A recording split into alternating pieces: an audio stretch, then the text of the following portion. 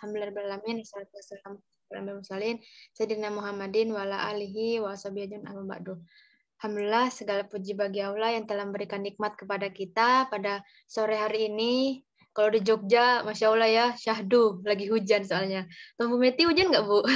Hujan, makanya saya khawatir mati lampu, nanti wifi-nya mati. Kalau Iya. pakai data suka, ya Bismillah lah, kita lanjut aja, Iya, semoga bismillah nggak ya. ada masalah ya. Ya, semoga pada sore hari ini meskipun suasananya hujan ya teman-teman. Apa nih, manggil apa nih? Bunda-bunda tuh ini baru pertama kali ya. Ya.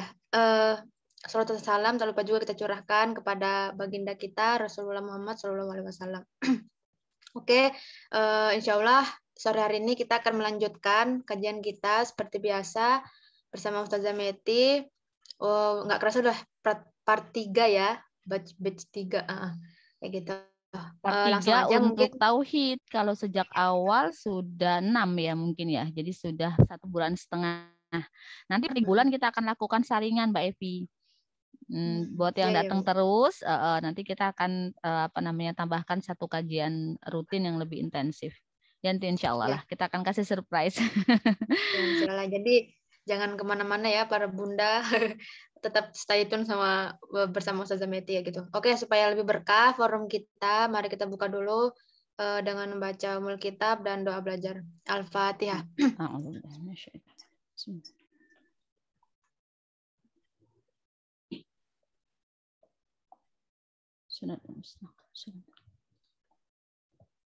Oke, langsung saja kepada Ustazah Meti, dipersilahkan.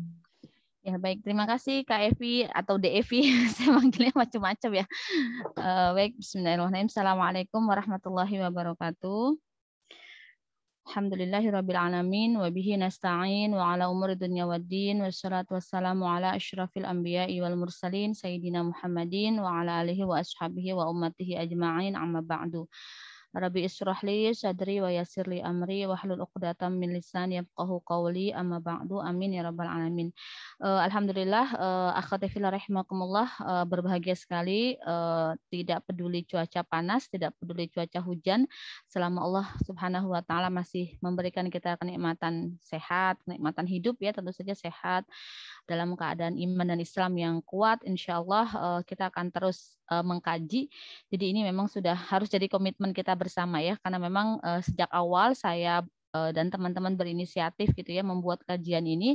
Yang saya undang adalah orang-orang yang memang terbiasa kajian intensif pekanan gitu ya, bukan yang kadang datang kadang tidak, kecuali memang ada hajat syar'i di dalamnya gitu ya. Kenapa? Karena belajar agama itu memang harus diluangkan waktunya gitu, bukan waktu sisa. Dan materi terakhir di dalam bukan materi terakhir ya, kemarin pertemuan hari apa ya, Ahad ya, saya juga kan mengkaji beberapa kitab juga. Jadi selain mengajar, tentu saja kita harus terus belajar. Di dalam kitab tasawuf yang sedang saya kaji, di situ disampaikan bahwa sufi yang benar gitu ya, sufi yang benar adalah orang-orang yang senantiasa menjalankan kewajibannya kepada Allah Subhanahu wa taala. Dan dia terus-menerus mendawamkan sunah-sunah nafilah gitu ya, sebagaimana hadis yang Nabi yang mengatakan sesungguhnya hamba Allah yang paling dicintai Allah adalah yang menjalankan kewajiban. Setelah itu dia menambah dengan sunah-sunahnya. Maka Allah akan menjadikan dia kekasihnya, waliullah gitu ya. Yang kalau sudah menjadi kekasih Allah, maka Allah akan menjadi matanya yang dia melihat dengannya. Allah akan menjadi pikirannya, hatinya, dan seterusnya. Artinya Allah akan menjadi wakil dalam setiap urusannya. Maka di dalam ilmu tasawuf disampaikan bahwa orang-orang yang benar di dalam mengkaji tasawuf adalah orang-orang yang senantiasa menjaga kewajiban-kewajibannya dan senantiasa menambah dengan sunah-sunah nafilahnya sehingga Allah mencintainya begitu. Maka setiap orang itu yang disebut dengan thariqah gitu ya. Thariqah itu adalah kita punya amalan-amalan andalan gitu ya, yang senantiasa kita dawamkan gitu ya kepada Allah Subhanahu wa taala sehingga Allah Subhanahu wa taala layak mencintai kita. Jadi para salik atau orang-orang yang menempuh perjalanan menuju Allah selalu mempunyai amalan-amalan andalan yang dia persembahkan hanya untuk Allah begitu. Nah, itu yang disebut dengan thariqah gitu ya, jalan menuju Allah. Nah, Kalau itu didawamkan terus-menerus, kita sebut sebagai wirid gitu ya, sebagai wirid atau ibaratnya apa ya, senantiasa kita jadikan itu sebagai wasilah untuk mendekat kepada Allah. Nah, salah satu wirid yang saya ijazahkan, ijazah enggak juga ya, saya belum layak kayaknya mengijazahkan sesuatu. Wirid yang saya coba dawamkan gitu ya kepada diri saya adalah senantiasa mengkaji ilmu agama. Karena kita paham bahwa ilmu agama itu ada yang fardu ain ya, ada beberapa yang sifatnya fardu kifayah begitu. Semakin mendalami kita ilmu agama berarti tanda Allah mencintai kita. Karena kalau Allah sudah mencintai seorang hamba, maka Allah akan fakihkan dia di dalam ilmu agama gitu ya. Sehingga jangan pernah berhenti belajar. Dawamkanlah, azamkanlah diri kita untuk menjadi para pembelajar, para penuntut ilmu, sehingga sejak dulu sebenarnya sampai saat ini saya selalu ingin berada pada posisi sebagai pembelajar gitu ya, sebagai penuntut ilmu begitu. Karena Masya Allah barang siapa menempuh jalan menuntut ilmu, maka Allah akan mudahkan jalan dia ke surga gitu. Dan bahkan di dalam banyak ayat disampaikan bahwa orang-orang yang menuntut ilmu itu akan Allah naikkan derajatnya beberapa tingkat dibandingkan orang yang tidak menuntut ilmu, atau orang yang beramal soleh tapi dia tidak menuntut ilmu. Bukan hanya di dunia tetapi juga di akhirat. Jadi apapun profesi kita gitu ya, kita mungkin dokter, atau saya misalnya kebetulan ngajar jadi dosen, atau teman-teman ada yang jadi akuntan, ada yang jadi bukan orang tua kantoran misalnya mompreneur gitu ya, atau bahkan sekedar ibu rumah tangga nggak sekedar ya. Nah, jangan pernah tinggalkan wirid ini, yaitu senantiasa menuntut ilmu gitu. Semakin mendalami ilmu agama sampai kepada cabang-cabangnya gitu, sampai kepada thaqafah Islam yang lebih luas, bukan hanya fardu ain yang kita ambil, bukan hanya ilmu-ilmu agama yang disebut sebagai ma'lumun minad dini bidarurah, ilmu agama yang memang wajib bagi kita untuk kita ketahui, tapi ilmu-ilmu agama yang sebenarnya fardu kifayah. Kenapa? Karena dia sudah lebih detail, yang tidak seluruh umat mengetahuinya, sehingga level kita naik, bukan lagi menjadi muqallid am, tapi menjadi muqallid mutabi'. Orang yang ketika mengikuti mustahid dia mengetahui dalilnya, atau bahkan naik menjadi mufti, orang yang bisa berfatwa, bisa merekomendasikan hukum kepada orang yang bertanya, kamu ambil pendapat si A, kamu ambil pendapat mustahid B, dan seterusnya begitu. Jadi teman-teman harus bisa menjadikan salah satu amal-amal soleh kita, misalnya ada orang yang rajin sholat sunnah gitu ya, bahkan misalnya diriwayatkan ada seorang ulama yang dalam sehari dia menjalankan sholat sampai 1000 rakaat. Jadi sholat sunnahnya gitu, Masya Allah ya, jadi sholat sunnah mutlak. Ada yang zikirnya gitu, tidak berhenti gitu ya. Ada yang dalam setiap keadaan, ada yang berpuasa terus menerus gitu ya. Ada yang sedekahnya kuat sekali gitu ya. Ada yang melakukan amalan-amalan sunnah yang lain gitu ya. Nah maka menjadi salah satu keutamaan. Ada yang senantiasa mengajar, pokoknya hidupnya dari satu tempat ke tempat yang lain, dari satu taklim mengajar ke taklim yang lain. Atau ada yang menjadi pembelajar gitu, terus menerus belajar, maka azamkanlah itu menjadi salah satu wirid kita, jalan kita agar Allah mencintai kita gitu ya. Baik, hari ini kita akan bahas Asmaul Husna. Saya sudah siapkan 25 sifat asmanya Allah yang akan kita kaji pada kesempatan kali ini. Semoga cukup waktunya. Jadi dari 99 Asmaul Husna ini kemungkinan akan saya pecah 3. Jadi ini 25 dulu, nanti yang selanjutnya berarti di nama-nama yang berikutnya. Saya belum sempat mencari sholawatnya, yang saya lupa waktu minggu lalu kita sudah pernah bacain bersama ya, siapa gitu ya. Mau saya carikan ininya suaranya biar nanti kita bisa selawatin bareng-bareng. Tetapi karena saya belum sempat nyari, sekarang kita baca bersama dulu ya Asmaul Husna. Kalau yang belum hafal boleh pegang Al-Qur'an. Kalau yang sudah hafal maka bisa langsung dilafalkan. Dan saya menyarankan ke teman-teman bacalah Asmaul Husna minimal secara lengkap ya 1 kali dalam sehari. Misalnya ba'da sholat maghrib gitu ya, setelah kita tilawah Quran, atau misalnya ba'da sholat tahajud, ba'da sholat subuh, pokoknya di setiap waktu bacalah minimal 1 kali. Niscaya tidak lebih dari 1 bulan kita sudah hafal. Karena di dalam satu hadis dikatakan barang siapa yang menghafal Asmaul Husna, maka dia dijamin masuk surganya Allah gitu ya. Jadi kita harus berusaha untuk dimanapun Allah janjikan surga pada amalan-amalan itu, kita berusaha untuk menempuh amalan itu, menjadikan amalan itu sebagai amalan kita. Baik, kita mulai ya baca Asmaul Husna. Tapi karena saya pakai nadanya yang saya udah hafal, jadi saya kalau ganti nada pakai nadanya anak saya yang di sekolah, saya jadi nggak hafal lagi. Jadi ternyata memang benar menghafal itu juga bersama dengan istilahnya ritmenya, bersama dengan nadanya. Jadi teman-teman yang sudah terlanjur menghafal menggunakan nada yang berbeda, saya mohon maaf kalau saya nyontohinnya pakai nada saya gitu ya. Atau kalau misalnya sudah ada yang punya rekamannya, nanti bisa di-share ke saya di grup, nanti bisa saya download dan kita putar setiap kali kita akan belajar tentang Asmaul Husna, setidaknya dalam 3 pertemuan ke depan.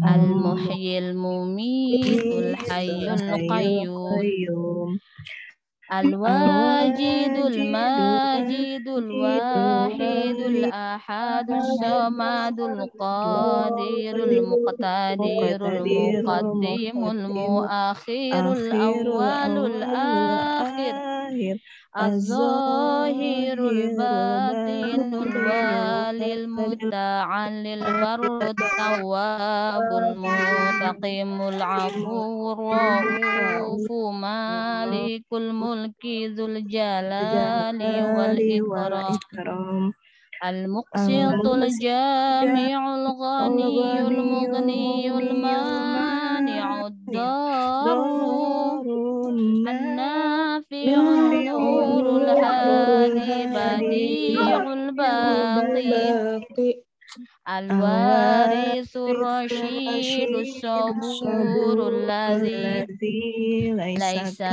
kamitslihi syai'un wa huwa sami'ul basir. Allahumma salli afdalas salati ala as'adil makhluqati ka sayyidina Muhammadin wa ala alihi wa sahbihi wa sallim adada ma'lumatika kullama dzakaraka dzakiruna wa ghafala an dzikrikal ghafilun. Alhamdulillahirabbil alamin. Nanti sampai pertemuan ketiga kita ulang-ulang ya. Semoga teman-teman lama-lama hafal. Insya Allah mudah, dan pada kesempatan kali ini kita akan mengkaji artinya satu persatu. Oke, saya slide share dulu. Sudah kelihatan ya? Ya Allah, tambah deras hujannya, semoga nggak mati lampu. Oke, saya ini dulu.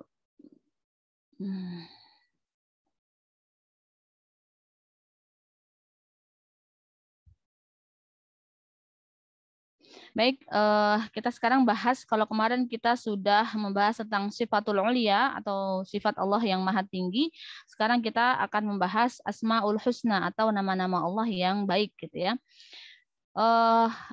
Materi ini saya perkaya selain dari kitab Tauhid yang sudah teman-teman beberapa ikut membelinya, karena saya juga menggunakan kitab itu.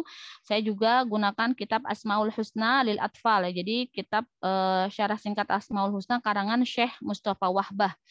Nah ini nanti monggo bisa kita cari bareng-bareng. Saya kebetulan ini dapat sudah dalam bentuk ringkasan-ringkasannya, yang ini lalu saya copy paste ke sini ya, karena ada banyak beberapa kitab tetapi dalam bahasa Arab gitu, sehingga saya seperti yang pernah saya sampaikan ke teman-teman semua, berusaha mencari kitab yang sudah ada bahasa Indonesianya sehingga kita menjadi lebih mudah, jadi tidak terkendala bahasa di awal gitu ya, karena bahasa Arab itu adalah thaqafah Islam yang kalau teman-teman bermazhab Syafi'i sebenarnya diwajibkan bisa bahasa Arab gitu, tapi kan tidak bisa saya paksakan gitu kan, teman-teman kan mungkin juga punya pandangan yang berbeda-beda gitu, sehingga saya berusaha kasih rekomendasi kitab-kitab yang relatif mudah dicari. Nanti insya Allah kalau misalnya sudah ada lengkapnya karya Syekh Mustafa Wahbah, nanti saya disampaikan. Oke, yang pertama yang Asmaul Husna dari dua kata, al-asma dan al-husna, digabung menjadi Asmaul Husna mudhof ilaih, itu artinya nama yang baik gitu ya. Jadi Syekh Wahbah Zuhaili beliau adalah pengarang kitab Fikih Islam wa Adilatuhu. Nah, di dalam kitab tafsirnya yaitu Tafsir Al-Munir menyampaikan bahwa al-asma itu merupakan jamak dari kata ismu ya. Ismu itu artinya nama ya. Berarti al-asma itu menunjukkan kepada nama zat tertentu ya, atau setiap lafal yang dibentuk untuk menunjukkan sebuah makna ya. Dan dikatakan di sini bahwa al-asma ini bersifat mushtaq ya. Jika ia tidak bersifat mushtaq, maka dia adalah jamak dari kata ism. Tapi kalau mushtaq, yang dimaksud mushtaq itu berarti dia punya fi'ilnya dibentuk dari fi'il, Kalau ini kan berarti isim jamid ya. Jadi dia merupakan kata yang memang asal katanya sudah begitu, tidak dibentuk dari fiilnya atau dari kata kerjanya. Kalau misalnya dia dianggap isim mushtaq atau dibentuk dari kata kerjanya, maka ia berarti sifat. Jadi nama itu berarti sifat. Sama seperti sifatul ulia. Nama-nama Allah berarti Allah memiliki sifat-sifat yang demikian begitu ya. Tapi kalau merujuk kepada tafsir Al-Munir karangan Syekh Wahbah Zuhaili bahwa nama-nama Allah ini berarti nama yang memang dimiliki oleh Allah Subhanahu wa taala. Sedangkan Al-Husna merupakan bentuk muannas dari Al-Ahsan ya, Al-Ahsan yang artinya yang terbaik. Berarti Asmaul Husna artinya nama-nama yang terbaik, atau bisa juga ditulis nama-nama Allah yang baik gitu ya. Berikutnya di dalam tafsir Al-Azhar karangan Buya Hamka disebutkan bahwa Asmaul Husna adalah nama atau perkataan yang menunjukkan sesuatu zat atau menunjukkan zat dan sifat. Nah, jadi Allah mempunyai nama-nama dan semua nama itu adalah nama yang baik. Serulah dia dengan nama-namanya yang semuanya itu baik. Ini jadi sumber tambahannya. Kalau sumber yang kita tahu itu tidak perlu saya santumkan lagi ya, karena secara umum kita pakai itu semua. Nah, ini jumlah Asmaul Husna ada berapa? Di dalam hadis riwayat Bukhari Muslim, jumlah Asmaul Husna adalah 100 kurang 1 atau 99. Nah, ada riwayat lain dan Ibnu Katsir, salah satu mufassir yang sangat mu'tabar atau diakui di kalangan umat Islam, mengatakan bahwa Asmaul Husna tidak terbatas hanya sampai 99 ya. Kenapa Ibnu Katsir mengambil pendapat yang demikian? Karena beliau merujuk kepada hadis riwayat Imam Ahmad ya di dalam musnadnya, yaitu Musnad Imam Ahmad, mengatakan bahwa tidak sekali-kali seseorang ditimpa kesusahan, tidak pula kesedihan, lalu ia mengucapkan doa berikut yang artinya, ya Allah, sesungguhnya aku adalah hambamu, anak dari hambamu, anak dari hamba perempuanmu, ubun-ubun rohku berada dalam genggaman kekuasaanmu, aku berada di dalam keputusanmu, keadilan belakalah yang engkau tetapkan atas diriku. Aku memohon kepada engkau dengan menyebut semua nama yang menjadi milikmu, yang kau namakan dengannya dirimu, atau yang kau turunkan di dalam kitabmu, atau yang kau ajarkan kepada seseorang dari makhlukmu, atau kau menyimpannya di dalam ilmu gaib di sisimu. Jadikanlah Al-Quran yang agung sebagai penghibur kalbuku, cahaya dadaku, pelenyap dukaku, dan penghapus kesusahanku. Melainkan Allah menghapus darinya kesedihan dan kesusahan, serta menggantinya dengan kegembiraan. Jadi ini adalah hadis dari hadis riwayat Ahmad yang menunjukkan bahwa aku memohon kepada engkau dengan menyebut semua nama yang menjadi milikmu. Nah, Ibnu Katsir menyampaikan ini berarti nama Allah itu jumlahnya lebih dari 99. Nah, nanti kalau teman-teman menemukan ada riwayat nama Allah yang lain selain yang sudah ada di dalam Asmaul Husna, maka pastikan apakah dia berasal dari Al-Quran atau hadis mutawatir. Kalau tidak berasal dari Al-Quran dan bukan berasal dari hadis mutawatir, tetapi misalnya hadis ahad gitu ya, tapi sahih. Hadis ahad itu derajatnya di bawah mutawatir, maka dia harus diakui, akan tetapi tidak derajat keyakinannya tidak sampai kepada perkara akidah. Karena yang namanya akidah atau tauhid adalah tasdiqul jazm, mutabiq lil waqi' an dalil. Dia adalah pembenaran yang bersifat pasti, mutabiq lil waqi', yang sesuai dengan fakta, an dalil, berdasarkan kepada dalil. Nah, dalilnya ini harus dalil Al-Qur'an atau hadis mutawatir. Nah, inilah yang disepakati oleh para ulama, termasuk ulama-ulama Ahlus Sunnah wal Jamaah yang sebagian besarnya dianut di Indonesia, bahwa dalil yang membangun akidah, kalau akidahnya itu membutuhkan dalil nakli, maka dalilnya harus Al-Quran atau hadis mutawatir. Kalau ada dalil ahad seperti siksa kubur itu dalilnya ahad. Bagaimana caranya mengimani siksa kubur? Maka siksa kubur itu harus dipercaya ada. Siksa kubur itu harus diamalkan dalam doa agar kita menghindarinya. Tetapi kalau di dalam keilmuan Islam, derajat keyakinannya tidak sampai dalam kategori iman, dalam kategori akidah yang tasdikul jazm. Tetapi dalam derajat golabatul zon, persangkaan kuat karena dalilnya ada. Sehingga menolak siksa kubur atau tidak percaya kepada siksa kubur itu berdosa, sesat gitu ya. Tetapi ini kita bicara nanti kalau dalam keilmuan gitu ya, nanti ada beda lagi. Jadi bagaimana usia percaya, tetapi kadar kepercayaannya itu tidak sampai kepada derajat akidah. Nanti kita akan bahas ya tentang saya nggak tahu nanti sisa kubur kita bahasnya ya dalam akidah-akidah yang furu atau yang cabang gitu ya, termasuk di dalamnya adalah siksa kubur. Kita kan sekarang fokus untuk membahas akidah dalam rukun Islam, rukun iman yang 6 ya, yang usul ya. Nah, apa saja keutamaan Asmaul Husna menurut kitab Syekh Mustafa Wahbah tadi ini? Ya, yang pertama adalah terkabulnya doa. Jadi barang siapa yang berdoa dengan terlebih dahulu menyebutkan nama-nama Allah yang baik, baik satu maupun keseluruhannya, maka Allah Subhanahu wa ta'ala akan mengabulkan doa tersebut. Dalam surat Al-A'raf ayat 180 Allah Subhanahu wa ta'ala berfirman, A'udzubillahi minasyaitonirrajim, walillahil asmaul husna fad'u biha, ya. Hanya milik Allah asmaul husna, maka bermohonlah kepadanya. Artinya memohonlah kepada Allah dengan terlebih dahulu memujinya dengan menyebut nama-namanya yang baik, ya. Wazarul ladzina yulhiduna fi asma'ihi, ya.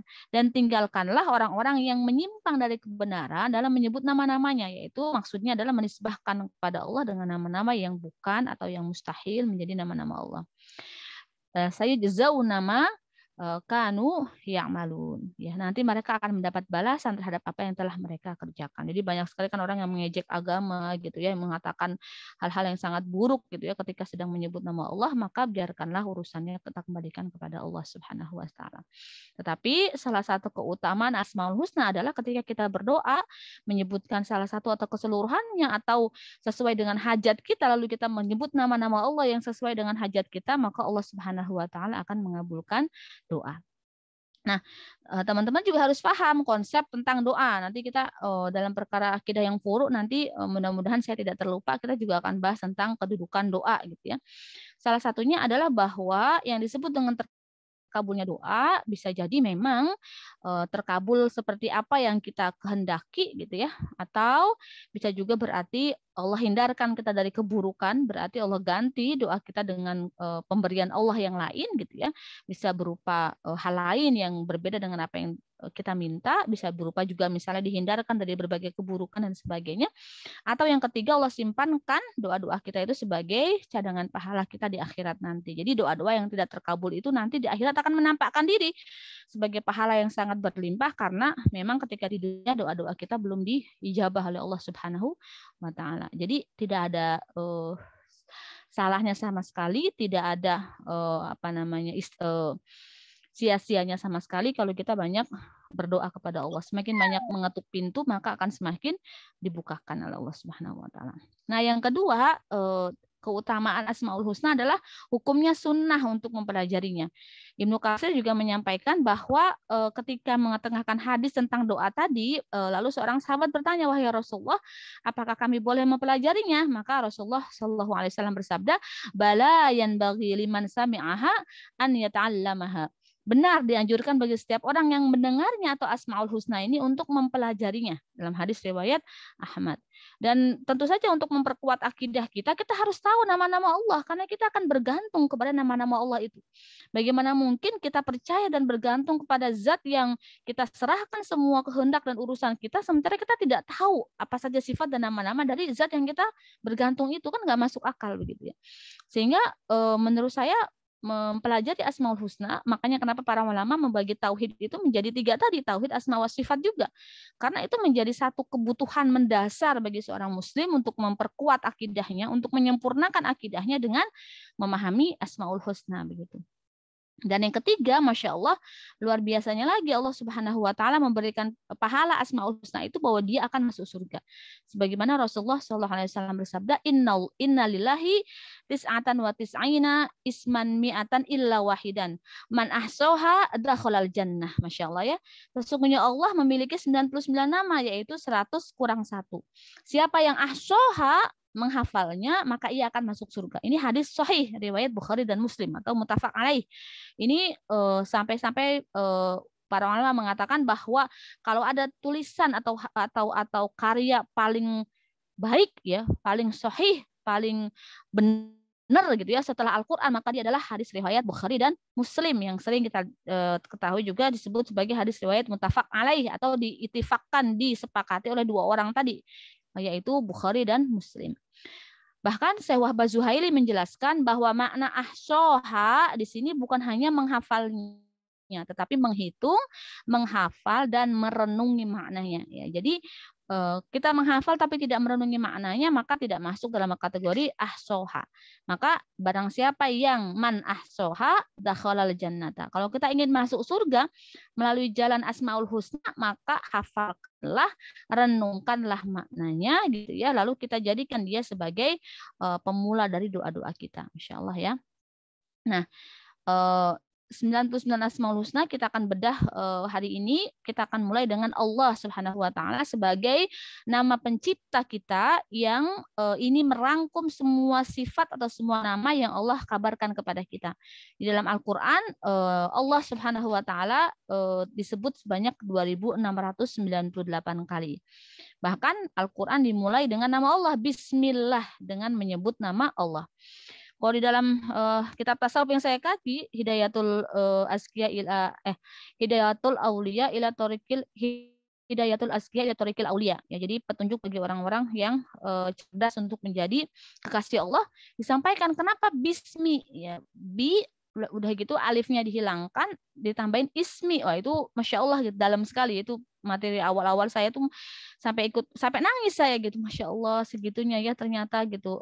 Tapi sekarang saya nggak nyiapin, ini nggak buka lagi kitabnya, jadi saya agak lupa penjelasannya karena saking apa ya saya belum review aja, jadi saya lupa. Intinya bahwa kenapa disebut bi bukan ba, bukan bu misalnya, atau memilih harfu jarnya itu bi dengan ismi, menyebut lillah Allah, nama Allah, itu mengandung mengandung kepasrahan, mengandung kedekatan gitu ya. Jadi Allah Subhanahu wa taala ingin kita tuh dekat dengannya sampai-sampai alifnya tuh dihilangkan. Jadi bismi, harusnya kan bi ismi karena ismun kan nama gitu ya.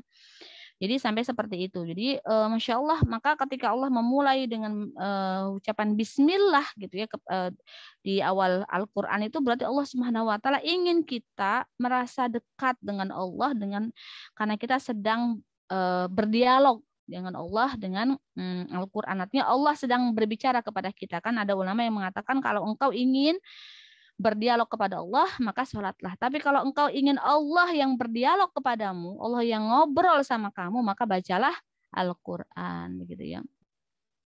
Saya Mustafa Wahbah dari kitab yang saya kutip ini mengatakan bahwa jika seseorang ditimpa kesedihan dan kesulitan, hendaklah ia menyebut Allah. Allah adalah Robku, aku tidak menyekutukannya dengan sesuatu apapun. Jadi ini ijazahnya Syekh Mustafa Wahbah ya. Jadi ketika kita merasa kesulitan dan sebagainya, misalnya kita nggak lupa dengan nama-nama Allah yang lain, cukup menyebut Allah, Allah, Allah, karena itu sudah merangkum asma wa sifatnya Allah Subhanahu wa taala gitu ya. Itu nah yang pertama asmanya Allah sebagaimana tadi yang sudah kita hafalkan bersama-sama adalah Ar-Rahman. Artinya Maha Pengasih ya. Maha Pengasih ya. Maksudnya apa Maha Pengasih? Maksud Maha Pengasih bahwa Allah Subhanahu wa taala memiliki kasih sayang yang sangat luas kepada seluruh makhluknya, tidak membedakan dia sedang bermaksiat atau sedang taat. Tidak membedakan dia muslim atau kafir, tidak membedakan apapun, kecuali seluruh makhluk Allah itu mendapatkan ar-Rahman-nya Allah. Mendapatkan kasih sayangnya Allah. Kalau hari ini misalnya kita baru saja bermaksiat, tetapi Allah nggak menghukum kita. Allah tetap memberikan kita nafas hidup. Allah tetap memberikan kita makan, kita bisa ngobrol dan sebagainya. Itu karena Allah punya Ar-Rahman, Maha Pengasih. Bahkan di Asmaul Husna yang terakhir As-Sabur, itu tuh maknanya bahwa Allah Subhanahu wa taala bersabar dengan hambanya, sehingga ketika hambanya melakukan maksiat, Allah nggak langsung hukum di dunia. Nggak langsung hukum saat itu juga. Misalnya kalau kita maksiat, misalnya durhaka pada orang tua, langsung jadi batu misalnya seperti itu gitu ya. Enggak gitu ya. Kalau ketahuan begitu kan kita mungkin jadi takut, tapi tidak, Allah Subhanahu wa taala saking maha sabarnya, as-sabur, sabar kepada hamba gitu, sehingga ketika kita A sama dengan 1 2 3 4 5, B sama dengan Ya, itu tadi Ar-Rahman, Allah Maha Pengasih gitu ya. Jadi di dalam nama Allah tidak seorang makhluk pun yang boleh memakainya karena Allah sajalah yang mengasihi seluruh makhluk yang beriman maupun kafir, semuanya mendapat rezeki dari Allah Subhanahu wa taala. Jadi jangan iri sama orang kafir yang kaya raya, sama orang fasik yang bergelimang harta, sama orang munafik yang kelihatan gampang banget hidupnya. Kenapa? Karena itu semata-mata karena sifat rahmannya Allah, bukan karena Allah mencintainya, tetapi ini adalah bukti kasih sayangnya Allah gitu. Belum tentu orang yang hartanya banyak tuh karena Allah cinta sama dia. Bisa jadi itu adalah bentuk istidraj gitu ya, bentuk kalau bahasa Jawanya mengelulu gitu ya. Allah SWT memberi bukan karena cinta, tetapi dalam rangka menunda balasan atas kemaksiatan yang dia lakukan. Nah, kata Ar-Rahman, Allah Maha Pengasih ini banyak terdapat di surat Toha ayat 5, Al-Mulk ayat 29, Ar-Rahman tentu saja di surat Ar-Rahman ayat 1, Al-Isra ayat 110, dan tentu saja dikata Bismillah tadi ya, Bismillahirrahmanirrahim, Ar-Rahman. Yang pertama, sehingga kalau kita menyebut nama Allah, ingatlah bahwa Allah itu Ar-Rahman, Allah Maha Pengasih. Gitu. Orang kafir aja dikasih, apalagi orang beriman. Orang beriman dapatnya double. Orang beriman dapat Ar-Rahimnya Allah dan dapat Ar-Rahmannya Allah. Masya Allah ya. Apa itu Ar-Rahim? Ar-Rahim merupakan salah satu sifatnya yang bermakna menyayangi. Ya. Untuk siapa dia? Untuk hambanya yang beriman. Untuk hambanya yang beriman. Berarti Ar-Rahim ini tidak Allah berikan kepada orang-orang kafir. Sehingga kalau orang beriman ini mereka dapat dua hal. Dikasih apapun yang dibutuhkan oleh Allah, dikasihnya itu karena Allah sayang gitu ya. Jadi dalam keadaan sayang. Makanya kalau kita bedah tentang konsep rizki, ada rizki yang Allah kasih karena dia beriman gitu ya. Nah, di dalam surat At-Tolak kan Allah SWT berfirman, man amana billahi wal yaumil akhir. Surat At-Tolak ayat ayat 1 sampai 2 itu ya. Jadi barang siapa beriman kepada Allah, maka Allah akan berikan dia jalan keluar. Dan Allah akan kasih dia rezeki ya, min haitsu la yahtasib, dari jalan yang tidak disangka-sangka. Jadi kalau kita sering dapat rezeki dadakan, rezeki yang nggak dikira-kira, rezeki yang nggak diarep-arep, rezeki yang belum sempat kita jadiin doa, sangat mungkin rezeki itu kita dapatkan karena kita beriman, karena Allah mencintai kita, Allah menyayangi kita. Yang itu tidak Allah berikan kepada orang kafir. Orang kafir dapat rezeki ya karena Allah maha pengasih saja. Allah ngasih ke semua makhluk. Karena Allah menjamin tidak ada satu makhluk pun, bahkan hewan melata, kecuali Allah kasih. Allah tahu tempatnya kan gitu ya, kita kemarin sudah bahas. Allah tahu tempat penyimpanannya, Allah tahu di mana dia gitu. Karena Allah Subhanahu wa taala Maha Pengasih, Allah ngasih kepada semua orang gitu ya. Nah, tetapi kalau Ar-Rahman, Ar-Rahim, ini Allah khususkan karena Allah sayang, Allah cinta kepada orang-orang beriman, orang-orang yang setiap saat senantiasa berhijrah kepada Allah, setiap saat senantiasa mendekat kepada Allah, setiap mendengar satu amalan yang itu Allah ridhoi, dia berburu amalan itu, dia tuliskan dalam to-do list dia, dalam to-do list kehidupan dia. Setiap kali dia mendengar, dia melihat hadis, dia membaca hadis, dia mendengar Quran, maka dia langsung berusaha untuk mempraktekkannya, langsung menjadikannya sebagai agenda hidupnya. Maka kenapa dikatakan bahwa orang-orang beriman tuh fajilat qulubuna, di hatinya itu lembut gitu loh. Hatinya itu mudah tersentuh, hatinya itu mudah dimasuki hidayah. Hatinya itu mudah dinasihati. Kenapa? Karena dia selalu berharap kepada Allah, sehingga ketika mendengar kebenaran, ketika mendengar kebaikan, ketika di situ mendengar ada seruan kepada ketaatan, dia bersegera untuk melakukan itu gitu ya. Itulah orang-orang yang beriman, yang sangat berbeda dengan orang-orang fasik, orang-orang munafik yang mereka kalau mau melakukan amal solih atau mau melakukan perintah-perintah Allah terasa berat, penuh dengan alasan, penuh dengan keluhan gitu ya. Ya itu tadi karena memang tidak diringankan oleh Allah dalam melakukan amal-amal soleh karena mereka sudah mensifatkan diri mereka atau menghiasi diri mereka dengan sifat-sifat munafik, sifat-sifat orang-orang yang tidak mendapatkan petunjuk oleh Allah Subhanahu wa taala. Yang berikutnya adalah Al-Malik ya, Al-Malik bukan Al-Malik tapi Al-Malik yang Maha merajai ya. Apa maknanya Al-Malik? Makna Al-Malik adalah Allah Subhanahu wa taala berkuasa, Maha Raja. Kalau ada raja, ada penguasa, ada orang yang ditakuti di dunia ini, atau ada orang yang hebat banget, Presiden Amerika misalnya, atau siapa yang paling ditakuti, ketua gangster, atau siapa lagi yang paling ditakuti misalnya 9 naga, kalau di Indonesia, siapapun yang ditakuti, niscaya dia berada di bawah kekuasaan Al-Malik, Allah Subhanahu wa taala. Kalau kita memahami makna ini, maka kita tidak akan pernah takut berada dalam kebenaran, tidak akan pernah takut menyampaikan kebenaran hatta kepada orang-orang yang mereka seakan-akan punya kekuasaan, yaitu kekuasaan yang dipinjamkan oleh Allah Subhanahu wa taala. Kenapa? Karena sebenar-benarnya raja adalah Allah Subhanahu wa taala, yang Allah Subhanahu wa taala berhak merintah, berhak melarang, ya, berhak memberikan segala kebutuhan manusia, ya, dan Allah tidak membutuhkan kepada kita semua, gitu ya. Itu Al-Malik, gitu ya. Sehingga bagaimana mungkin seorang hamba bisa bersifat sombong hanya dengan sedikit kekuasaan yang dititipkan Allah kepada dia, padahal dia ada dalam kekuasaan Al-Malik, Sang Maharaja, yang maha merajai, yang maha berkuasa. Kalau sudah begitu kan hati kita tenang, gitu ya. Makanya kenapa orang beriman itu adalah orang yang percaya kepada perkara gaib. Jadi Al-Malik ini kalau sudah ditanamkan di dalam hati, niscaya kita akan menjadi orang-orang yang teguh, orang-orang yang istiqomah di jalan kebenaran, orang-orang yang tidak takut. Kita ingat di masa-masa awal, gitu ya, rezim ini, gitu kan, banyak sekali upaya-upaya untuk menyerang Islam, upaya-upaya untuk misalnya melakukan penindasan kepada orang-orang Islam yang taat, baik itu di misalnya berbagai bidang, gitu ya, di berbagai pekerjaan dan sebagainya. Mereka berusaha untuk memberhentikan, meneror dan sebagainya agar tidak lagi memperjuangkan Islam, bahkan memenjarakan, bahkan mungkin membunuh dan sebagainya.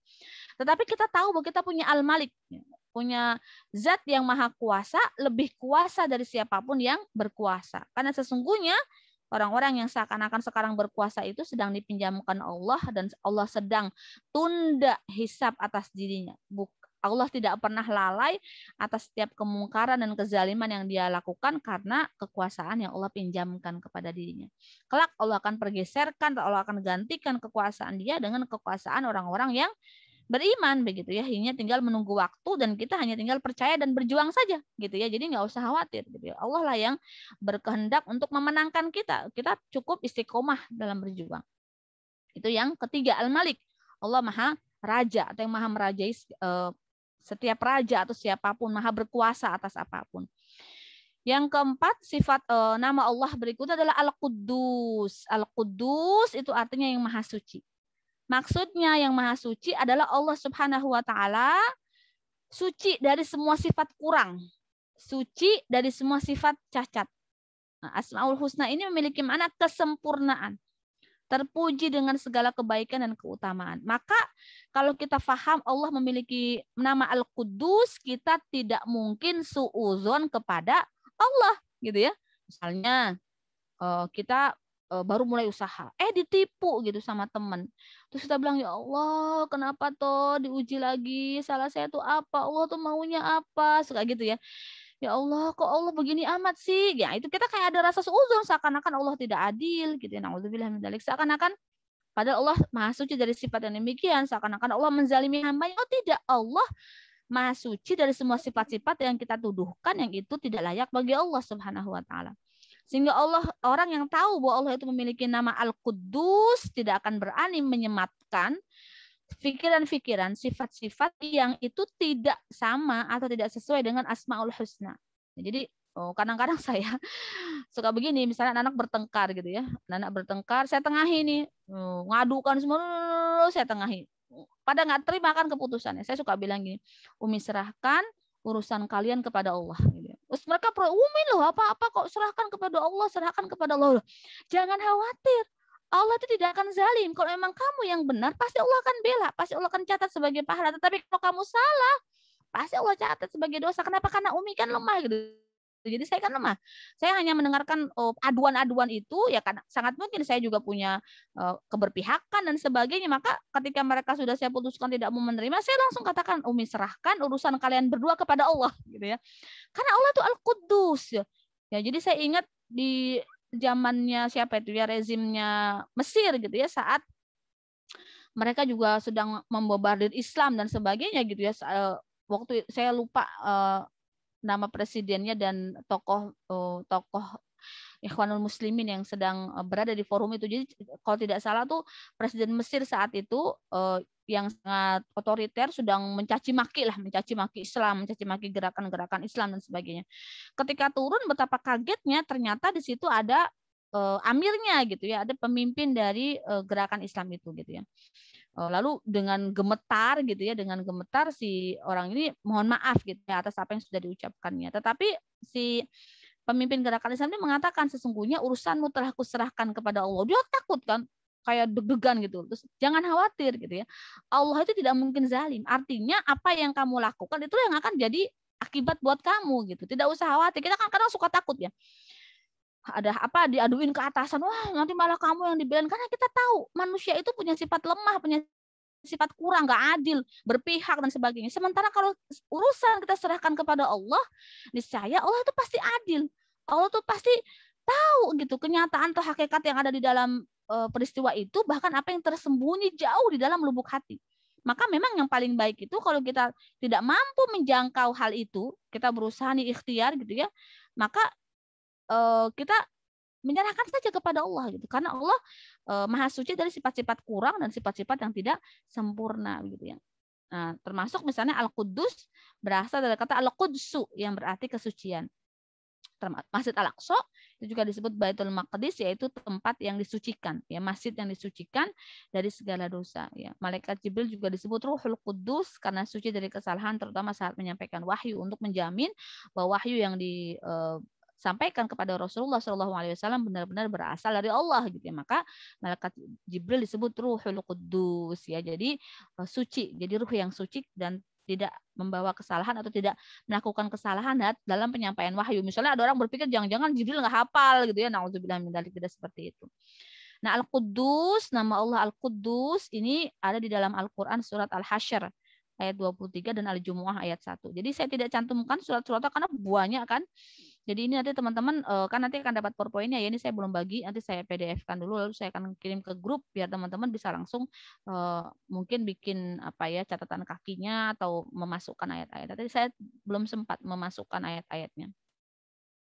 Tadi yang keempat Al-Quddus. Nah, yang kelima As-Salam.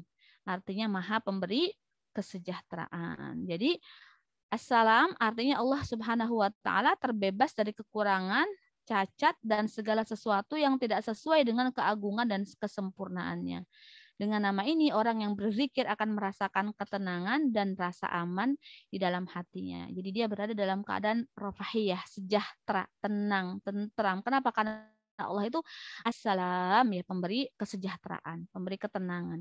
Di dalam hadis riwayat Muslim disampaikan Allahumma antas salam wa minkas salam tabarok tazal jalali wal ikram. Ya Allah, engkau zat yang memberi kesejahteraan hanya berasal darimu, wahai zat yang memiliki keagungan dan kemuliaan, engkaulah yang memberi keberkahan. Jadi kalau kita berada dalam keadaan gusar gitu ya, berada dalam keadaan galau, berada dalam keadaan apalagi bingung, nggak ngerti mau apa, zikirlah dengan Assalam ya Allah, Allahumma antas salam wa minkas salam tabarok tazal jalali wal ikram. Karena Allah Subhanahu wa taala akan menurunkan ketenangan dan rasa aman di dalam hati orang-orang yang meyakini bahwa Allah memiliki nama Assalam, pemberi kesejahteraan. Kesejahteraan di sini maknanya kan kalau zaman sekarang kan hanya materi, seakan-akan orang sejahtera itu orang yang banyak materinya. Oh, salah. Yang disebut dengan sejahtera itu berarti dia terpenuhi segala sesuatunya. Dia tidak gusar dengan kehidupannya. Dia merasa tentram dengan apa yang dia miliki. Itu salam. Allah memberikan salam kepada makhluknya yang meyakini nama Allah sebagai As-Salam. Jadi kalau orang udah kayak gitu ya berada dalam ketenangan, dia tentram, dia yakin hidupnya dia jalankan berdasarkan keyakinan yang dia miliki. Ya, itu sifat Allah yang kelima As-Salam. Jadi kalau lagi gusar ya, terutama lagi gusar, lagi kadang have no idea gitu ya, kita harus lakuin apa dan sebagainya, zikirlah Assalam, Allahus salam, Allah Assalam, Allahu Assalam, seperti itu. Karena Allah Subhanahu wa taala bagaimana orang yang berzikir seperti ini akan merasakan ketenangan dan rasa aman di dalam hatinya asal dia meyakininya. Dia meyakininya, dia tahu apa makna Assalam gitu ya. Nah, yang keenam adalah al-mu'min ya. Al-mu'min, takmin. Al-mu'min artinya yang memberi keamanan. Wah, Masya Allah ya. Jadi bayangkan ya, coba umat Islam itu, orang yang beriman itu, ya Allah Subhanahu wa taala memiliki sifat-sifat yang membuat kita itu seharusnya sebagai hamba itu benar-benar tugas kita tuh ya ibadah aja. Nggak usah mikirin nanti jadi apa, nanti harus bagaimana, ya pokoknya berjuang sesuai dengan apa yang Allah turunkan, ikhtiar yang terbaik, wis pasrah aja kepada Allah. Kenapa? Karena Allah punya seluruh nama-nama yang telah menjamin hambanya untuk tidak akan dizalimi, tidak akan disakiti, tidak akan ditinggalkan, tidak akan disia-siakan, tidak akan dilupakan gitu ya. Masya Allah gitu ya. Jadi Allah Subhanahu wa taala itu memberi keamanan, al-mu'min.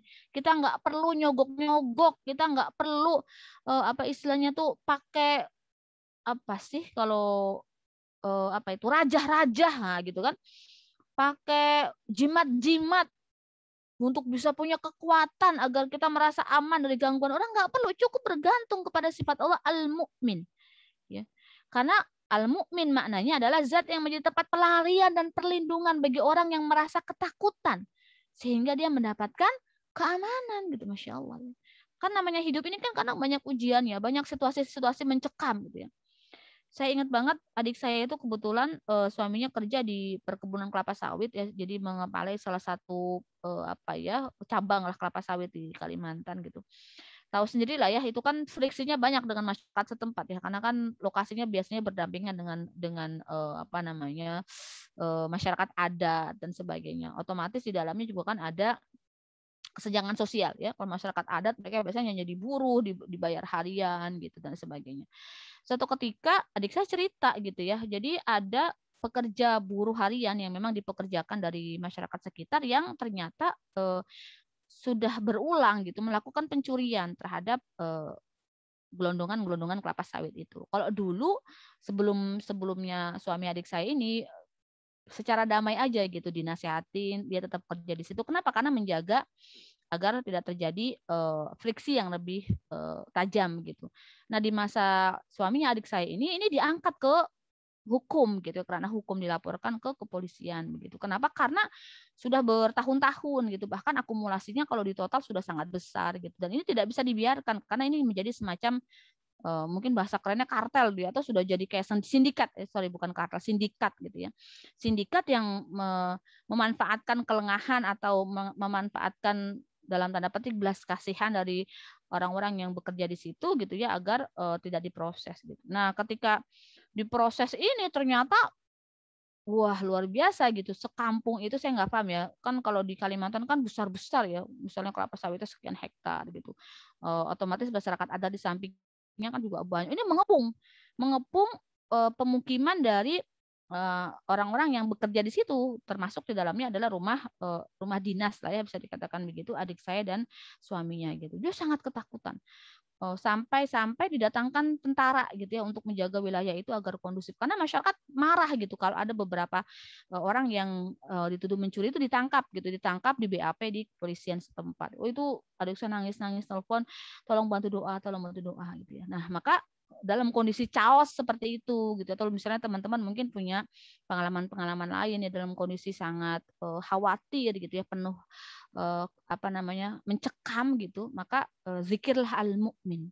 Berdoalah dengan menyebut nama Allah al-mu'min gitu ya. Jadi ini sangat baik, nama Allah al-mu'min ini dijadikan sebagai zikir bagi orang yang sedang merasa takut dengan ancaman berbahaya dari sesuatu yang dia rasa lebih kuat dari dirinya. Sesuatu yang dia rasa tidak bisa dia kendalikan, ya, sesuatu yang dia rasa dia sangat lemah untuk menghadapinya. Maka insya Allah kalau dia melakukan yang karena Allah, nanti kalau kita bicara tentang keajaiban doa ya, Masya Allah.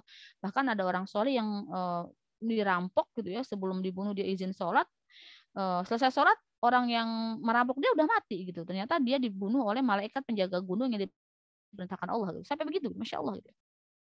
Gitu. Jadi Allah akan memberikan rasa aman dari segala bahaya. Kenapa? Karena Allah lah penguasa alam semesta ini, tadi Al-Malik, dan Allah mendatangkan keamanan kepada orang-orang yang meminta kepada Allah Subhanahu wa taala dengan nama-namanya. Salah satunya adalah Al-Mu'min ini. Jadi ya itu adik saya ajarin beberapa zikir, doa. Saya bilang ikhtiarnya kan sudah dilakukan, proses rekonsiliasi dengan masyarakat dan sebagainya juga sudah. Karena memang ini kan long story lah ya. Kita tahu bagaimana perusahaan sawit itu bisa mendapatkan konsesi di sana dan sebagainya. Itu kan kalau kita pikir memang bukan kesalahan pekerja yang levelnya walaupun sampai manajer gitu, itu kan mereka tetap pekerja, tapi kan kesalahannya lebih kepada owner, atau bahkan kalau kita mau bilang ini sistem ekonomi yang keliru gitu, yang memberikan keberpihakan kepada orang-orang yang punya modal sehingga mereka dikasih konsesi lahan yang sedemikian luas, mengubah berbagai jenis tanah menjadi misalnya perkebunan kelapa sawit dan sebagainya begitu. Itu satu kasus. Saya cuma ceritain bahwa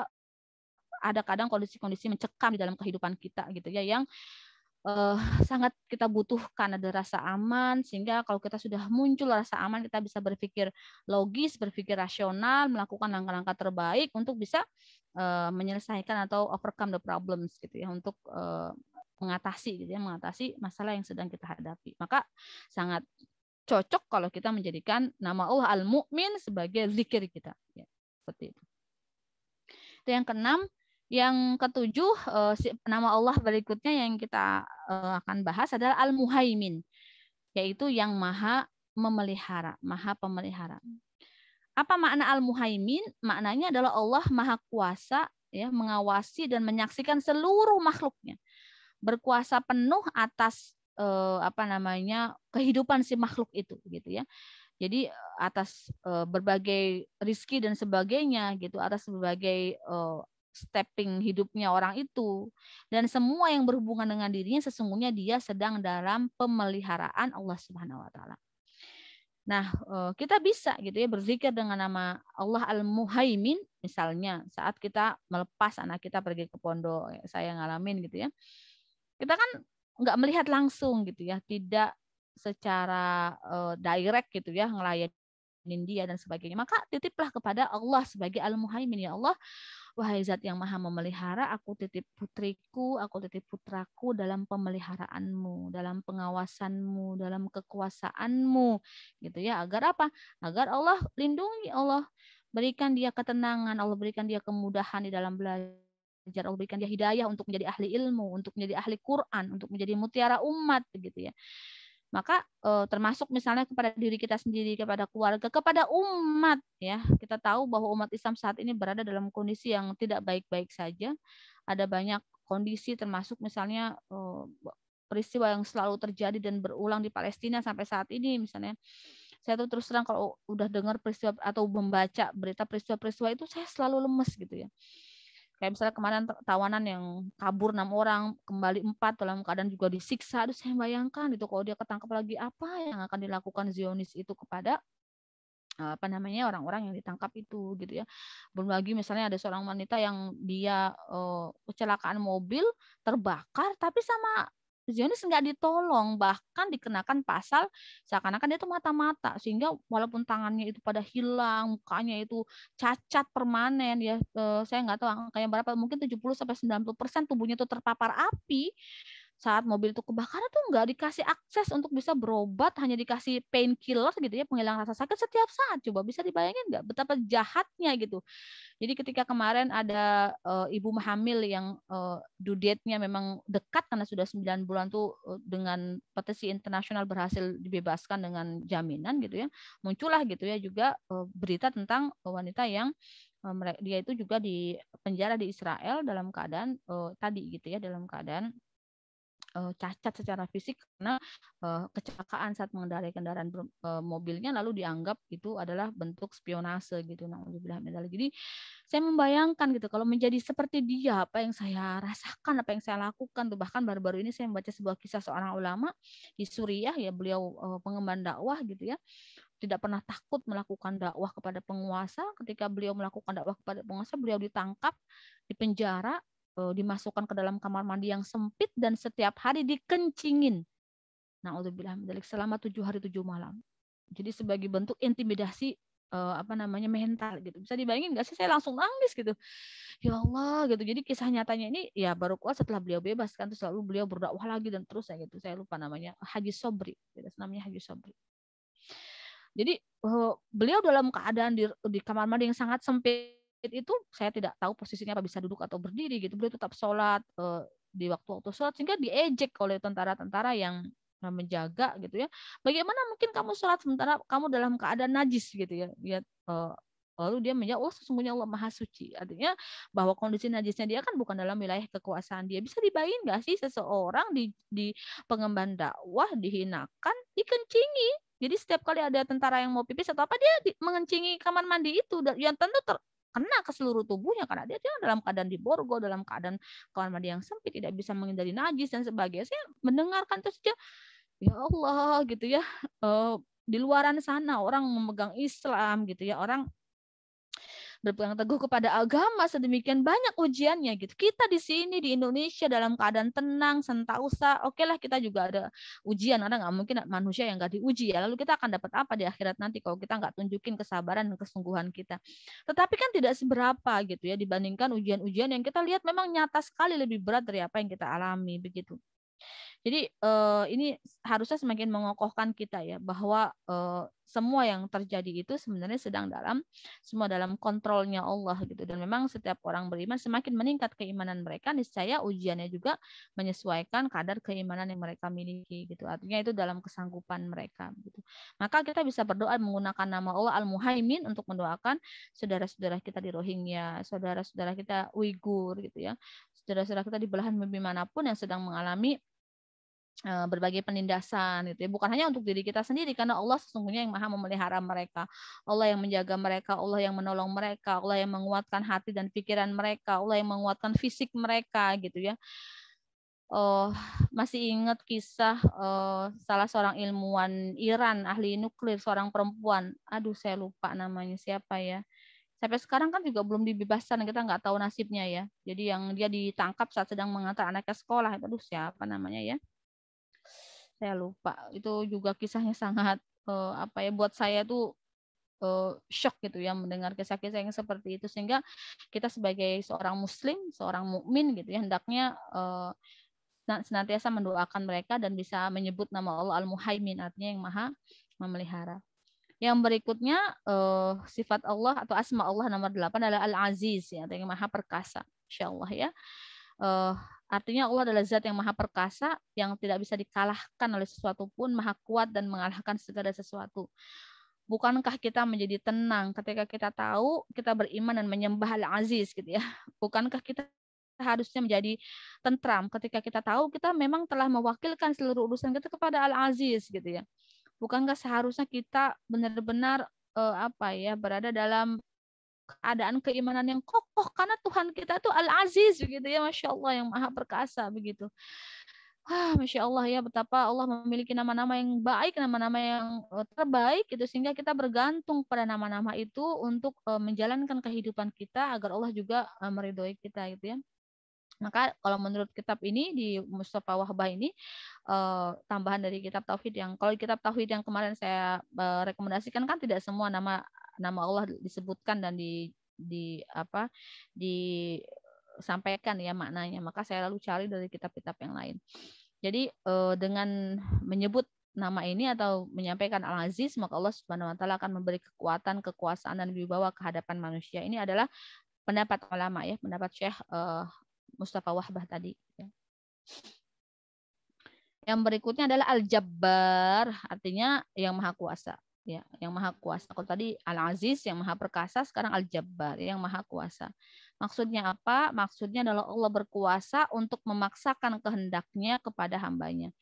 Berkuasa memerintah dan melarang sehingga makhluknya hanya bisa sami'na wa ata'na. Nama Al-Jabbar juga bermakna kuat dan tahan sehingga tidak ada yang bisa berbuat buruk dan membahayakan Allah Subhanahu wa taala. Jadi kalau di dalam doa di tasyahud akhir di duduk di antara dua sujud ya, kita kan wajibirni, jabirni, paksa aku, maksudnya arahkan aku, didik aku agar aku bisa senantiasa berada dalam ridhomu begitu kan, wajiburni ya kan, wajiburni, paksa aku. Jadi itu diambil dari akar kata yang sama dengan Al-Jabbar, Allah itu maha berkuasa. Jadi kalau sudah Allah tetapkan, tidak ada makhluk yang bisa melawan gitu. Jadi tenang saja gitu, kita menghadapi tantangan apapun, seberat apapun, menghadapi kediktatoran sehebat apapun, kalau Allah berkehendak menghancurkannya, dia tidak akan bisa mengelak, dia tidak akan bisa selamat dari kehancuran yang sudah Allah tetapkan buat dirinya. Jadi secara akidah umat Islam itu kuat, kokoh sekali. karena dia bersandar dan berpegang teguh kepada penciptanya yang memiliki sifat-sifat yang baik gitu ya, dan kepada penciptanya yang memiliki sifat-sifat yang tinggi dan nama-nama yang baik gitu ya. Itu Al-Jabbar di dalam surat Al-Hasyr ayat 23. Yang ke-10, nama Allah yang ke-10 adalah Al-Mutakabbir. Al-Mutakabbir maknanya adalah maha besar ya. Maha besar, Al-Mutakabbir. Artinya Allah adalah zat yang memiliki kesombongan dan kebesaran. Kesombongan adalah pakaian Allah yang tidak boleh dipakai oleh hambanya. Dalam sebuah hadis dikatakan barang siapa merebut kesombongan Allah atau jubahnya Allah, yaitu kesombongan, saya tidak akan masuk ke dalam surga. Maka kalau ada di dalam diri seseorang itu setitik saja rasa sombong gitu ya, dia tidak akan masuk surga ya. Maka penting bagi kita untuk senantiasa memperhatikan keadaan hati kita ya, keadaan hati kita. Kalau dengan harta kita sombong, nah, itu yang disebut dengan taraf, poya-poya. Kalau dengan ilmu kita sombong ya, itu kita maka disebut menjadi orang yang apa? Ya zalim gitu ya, orang yang ilmunya malah membuat dirinya berada dalam kesombongan. Kalau dengan kekuasaan dia sombong, ya tadi dia zalim, mengalami kezaliman gitu. Maka apapun rezeki atau apapun amanah yang Allah berikan kepada kita, tidak seharusnya atau tidak semestinya membuat kita menjadi orang yang sombong. Kenapa? Karena itu semua dari Allah. Sewaktu-waktu Allah mau ambil, mau seberapapun kuatnya kita menghambat atau menghentikan, nggak akan bisa. Gitu. Jadi kan kita akan jadi orang yang down to earth, ya, humble aja gitu ya, nggak usah lebay gitu ya, nggak usah pengen dipuji, nggak usah pengen dihargai orang. Ya memang manusia punya gharizatul baqa ya, punya naluri untuk mempertahankan diri, senang kalau dihargai orang, tapi dia loh senang dengan menginginkan orang lain menghargai kita. Artinya bahwa secara alami kita kalau dihargai orang kan senang, nggak direndahkan itu senang, dan memang itu Allah berikan sifat itu agar kita tidak musnah. Kalau dihancurkan orang, kita nerima-nerima aja ya habislah manusia. Tetapi jangan sampai itu membawa kita kepada kesombongan gitu, bukan lagi menikmati dan menyenangi, tapi justru kita membersamai perasaan-perasaan itu yang tidak boleh begitu ya. Kesombongan. Kita kan kadang gini, punya anak banyak sombong, kaya sombong, kuliah di luar negeri sombong gitu ya. Apalagi punya titel tinggi sombong. Jadi karena orang-orang yang seperti itu mereka lupa pada hakikat dirinya itu siapa. Dia itu cuma hamba gitu yang semuanya Allah berikan. Sampai-sampai ulama mengatakan sesungguhnya dia kalau hidup itu kan juga membawa kantong tai, mohon maaf ya bahasa saya kasar sekali, membawa kantong kotoran gitu. Membawa kantong kotoran, sehebat apapun parfum yang dia semprotkan, sewangi apapun, semahal apapun baju yang dia kenakan gitu ya, seberapa dahsyatnya pun semua atribut artifisial yang dia bawa, dia sebenarnya seorang hamba yang senantiasa kemanapun membawa kantong kotoran gitu ya. Dia diciptakan dari sesuatu yang hina. Hina di sini bukan berarti sperma itu najis ya, tetapi maknanya adalah bahwa seorang tuh ngomongnya aja malu gitu. Karena memang itu didasarkan diciptakan dari air yang setetes air yang hina gitu. Dari sperma laki-laki dan ovum atau sel telur perempuan. Bagaimana mungkin dia bisa sombong padahal seluruh hidupnya ada dalam genggamannya pencipta. Maka orang-orang yang sombong pastilah mereka yang tidak menyadari hakikat penciptaannya gitu ya. Pastilah mereka orang-orang yang melupakan Tuhannya sehingga mereka menganggap apa yang ada pada dirinya itu karena dirinya, berasal dari upayanya gitu. Padahal dia bisa berupaya pun itu atas izin Allah gitu. Jadi seharusnya seorang hamba itu selalu kembali kepada status kehambaan dia. Sudah mencapai setinggi apapun semua atribut yang Allah berikan kepada dia atau yang Allah dalam tanda petik yang sudah dia capai, itu sebenarnya kan juga pinjaman dan pemberian Allah gitu ya. Sehingga seharusnya dia tetap ya down to earth aja, humble aja gitu, take it easy aja, bukan orang yang pedekuk ya. Jadi yang benar-benar merasa dengan apa yang dia miliki itu dia lebih tinggi dari yang lain. Nauzubillah min dzalik. Dia lebih hebat sehingga dia merendahkan yang lain.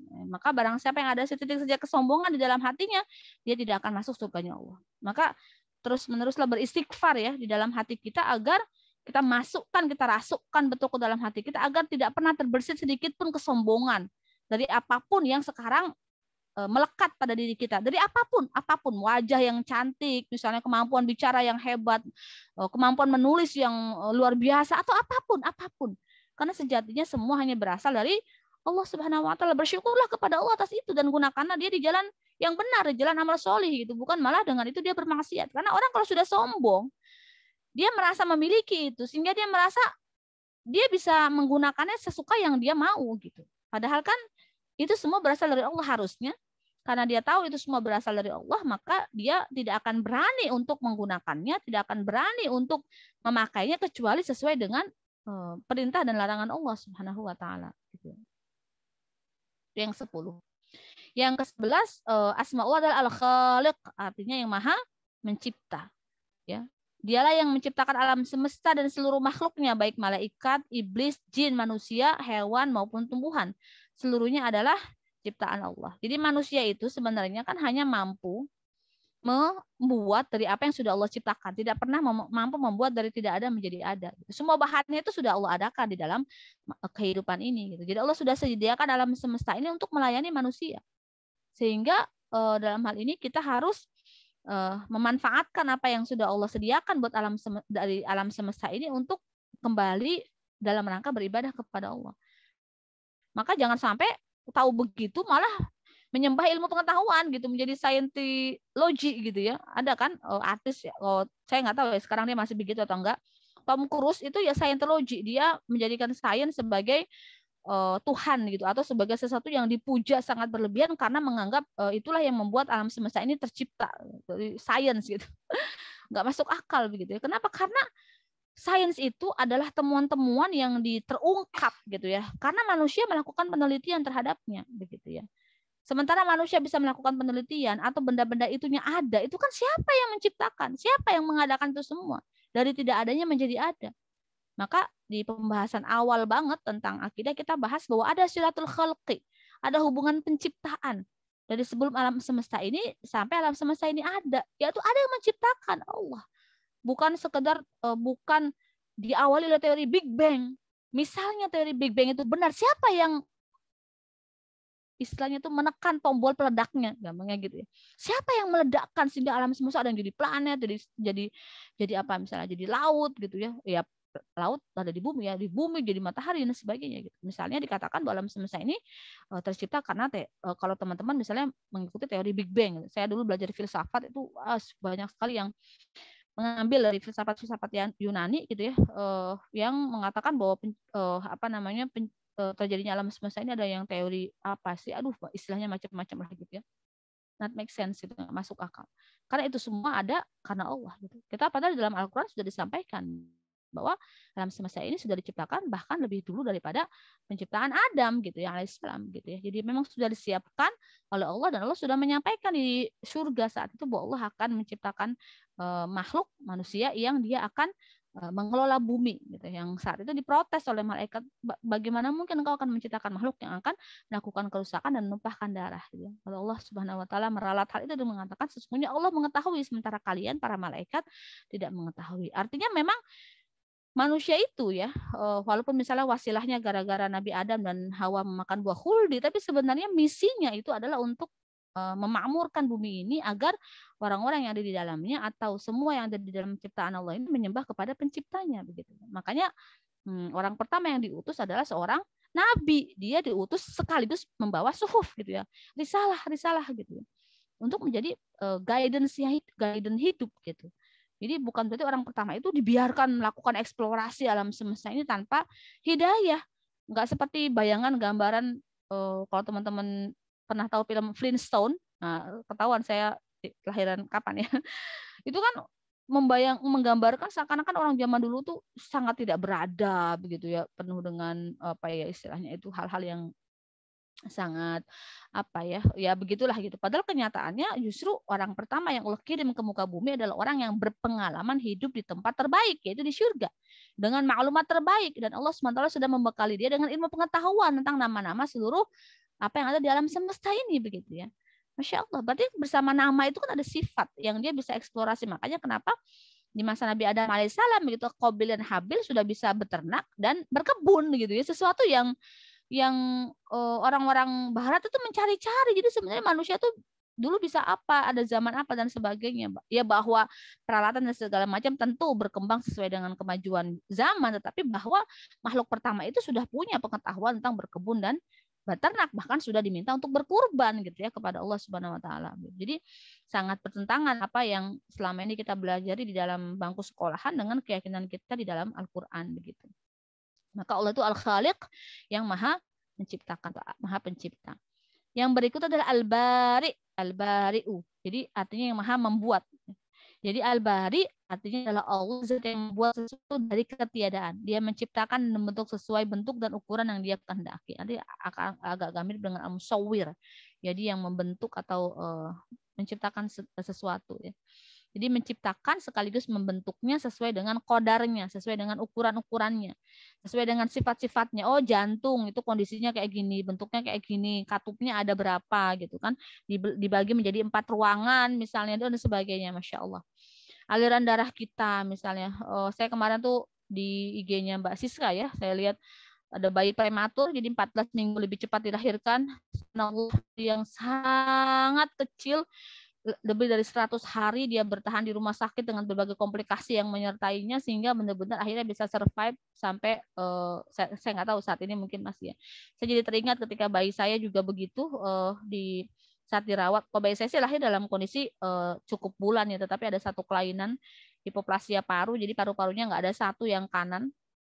Jadi ada ruang parunya tapi tidak ada serat parunya begitu, sehingga di NICU, Neonatal Intensive Care Unit Sarjito, selama 3,5 bulan. Jadi saya mendampinginya setiap hari. Jadi saya ngerti itu alat-alat yang dipakai gitu ya, detak apa sih berbagai, saya tapi tidak sehebat ibu itu memvideokan semuanya. Saya soalnya memang agak aneh. Saya ini orang yang tidak punya nilai artistik yang tinggi gitu ya. Jadi buat saya itu momen itu ya udah saya nikmatin. Saya nggak pernah kepikir moto, ya sesekali aja gitu, nggak pernah kepikir bikin video.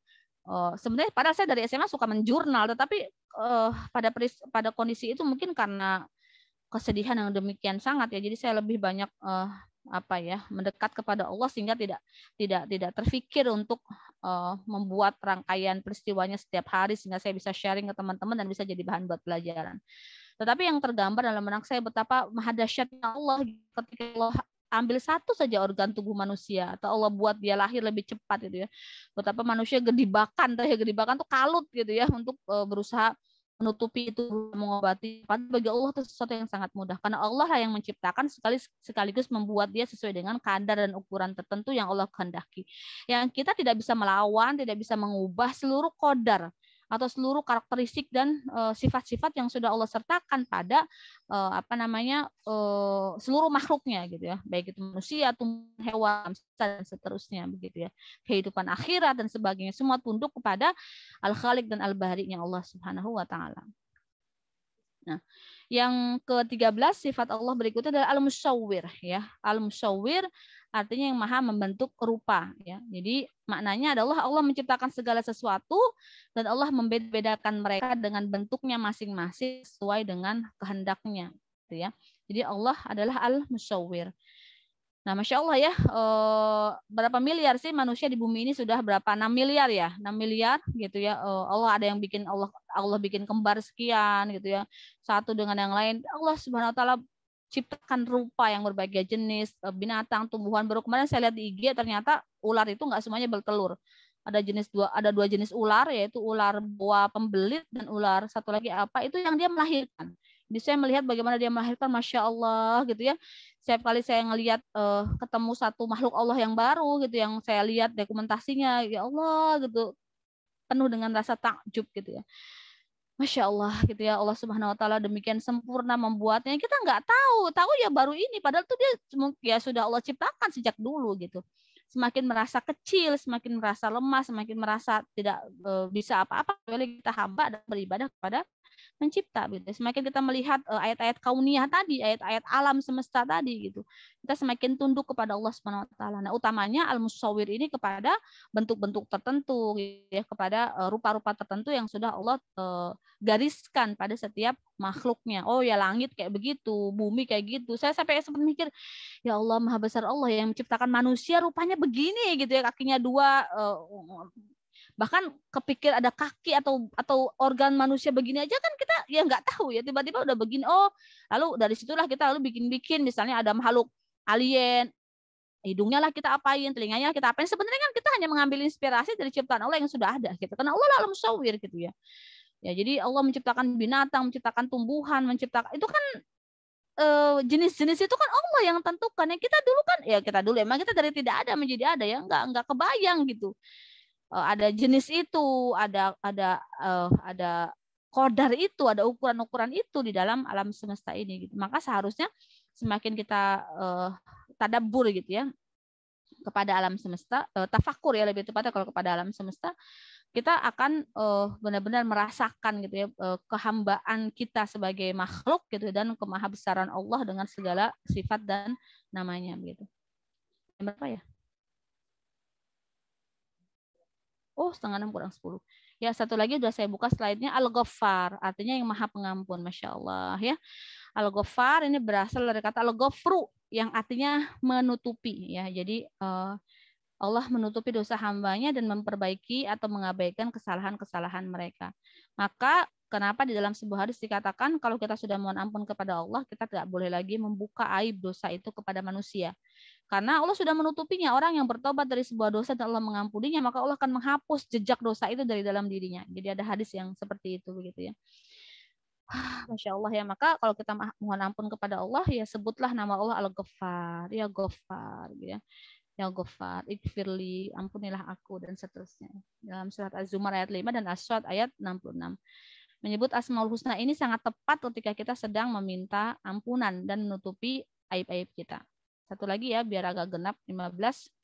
Al-Qahhar, ya Al-Qahhar artinya yang maha memaksa, mirip dengan Al-Jabbar tadi ya. Al-Qahhar artinya Allah memiliki kekuasaan penuh dalam mengungguli dan memaksa orang yang kuat dan berkuasa. Jadi kalau Al-Qahhar lebih kepada siapapun yang merasa berkuasa, sesungguhnya Allah Subhanahu wa taala Maha kuat memaksa mereka. Allah menundukkan Firaun, Allah menundukkan Namrud, Allah menundukkan orang-orang durhaka dan lalim yang mereka merasa mereka berkuasa, sebenarnya mereka tidak memiliki apa-apa. Bahkan mereka dikalahkan oleh sesuatu yang kecil, oleh sesuatu yang diremehkan, oleh sesuatu yang tidak dapat disangka-sangka, akhirnya bisa menjatuhkan mereka. Dan mereka jatuh pada kondisi bukan berarti yang di pihak kebenaran sedang kuat-kuatnya, bukan. Nabi Musa alaihissalam ketika Firaun tenggelam itu kan bukan dalam kondisi yang paling kuat. Dalam kondisi depan Laut Merah, belakang pasukan Firaun kan begitu ya. Nabi Musa diminta memukul tongkat kan ketika sudah didesak oleh orang-orang Bani Israel pada masa itu, ya Musa, kita pasti tangkap nih, kita pasti kalah. Ya, lalu Nabi Musa menyampaikan kepada kaumnya bahwa sesungguhnya Ma'aya Robbi, ada Tuhan bersamaku, saya dini, dia akan memberikan petunjuk kepada aku. Nabi Musa nggak paham harus melakukan apa, have no idea, nggak ngerti harus ngapain. Tetapi Nabi Musa punya keyakinan yang tidak terkalahkan bahwa Allah Subhanahu Wa Taala selalu membersamai Nabi Musa dan pasti memberikan petunjuk. Maka turunlah ayat yang meminta Nabi Musa, idrib asoka, pukulkanlah tongkatmu ke lautan, maka ternyata tongkatnya terbelah. Begitulah sifat orang-orang beriman, bahkan ketika dia tidak tahu apa yang akan dihadapi di depan mata, semua masih samar, semua dalam ketidakpastian, uncertainty, tetapi dia percaya kepada Allah, bahwa di dalam ketidakpastian tersebut ada Allah yang akan menuntun dia, ada Allah yang akan memberikan dia jalan keluar, maka bismillah dia menempuh ikhtiar dengan keyakinan bahwa Allah tidak akan pernah meninggalkan dirinya, gitu ya. Nah ini ternyata baru 15 ya, mohon bersabar ya, belajarnya pelan-pelan. Ini pun sebenarnya singkat-singkat yang sudah saya cantumin. Semoga ini menjadi penambah keimanan buat kita semua. Kalau ada teman-teman yang ingin diskusi, ada waktu sisa 7 menit. Di Jogja belum azan ya? Belum ya. Saya persilahkan Kak Evi, boleh dibuka satu pertanyaan atau dua lah boleh. Kalau ya, ada yang mau bertanya ya. Ya, insya Allah ya. Alhamdulillah. Materinya luar biasa banget. Jadi nggak kerasa gitu. Oh, tiba-tiba udah 5:30 aja gitu. Karena emang materinya apa ya tadi benar kata Ustazah Meti, mendekatkan kita, semakin menundukkan kita gitu ya. Kita ini semakin merasa kita ini kecil gitu ya, melihat kekuasaan-kekuasaan yang Allah berikan gitu kan. Kayak gitu. Oke, mungkin dari teman-teman ada yang mau bertanya dulu, atau kalau nggak ada pertanyaan mungkin menanggapi Masya Allah Ustazah bla bla bla kayak gitu-gitu. Ada? Wah, ini di chat Bunda Alke si YouTube-nya ya, Masya Allah. Silakan di-download teman-teman. Nanti bisa kita praktek bareng di rumah. Bunda Alke ini dari Surabaya nih. Kita ketemu di bengkel di Surabaya. Ada yang mau tanya atau nggak ada? Kalau nggak ada ya kita tutup aja. Oh, ini ada. Ada. Ya, Langsung aja, gimana Mbak Evi? Kayaknya ada Bu Elvi juga tuh. Bu Elvi mau tanya langsung. Saya Ustazah ya? Iya, monggo. Assalamualaikum Ustazah. Tadi kan dibilang yang Al-Muhaimin itu kalau kita untuk penjagaan keluarga, misalnya kalau kita berdoa menggunakan nama Al-Muhaimin. Kalau misalnya kayak Al-Jabbar, Al-Mutakabir itu bisa digunakan untuk apa Ustaz saya? Iya, kan kayak tadi di dalam doa di antara dua sujud ya, di dalam duduk di antara dua sujud kita kan bilang ijbirni, apa sih tadi kok ijbirni? Wajburni. Itu kan paksalah aku. Itu kan juga diambil dari kata yang sama dengan jabbar.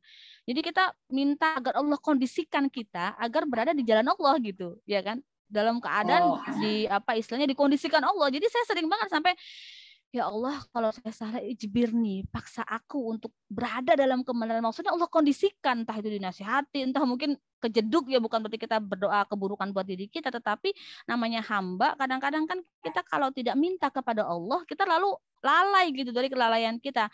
Jadi musibah paling berat adalah bodohnya orang bodoh.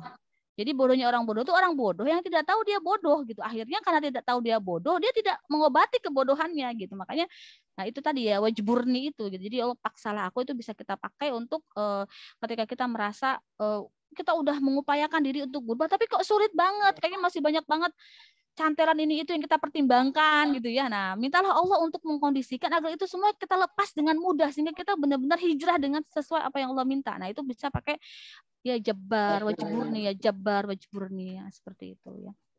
Terima kasih Ustazah. Ya.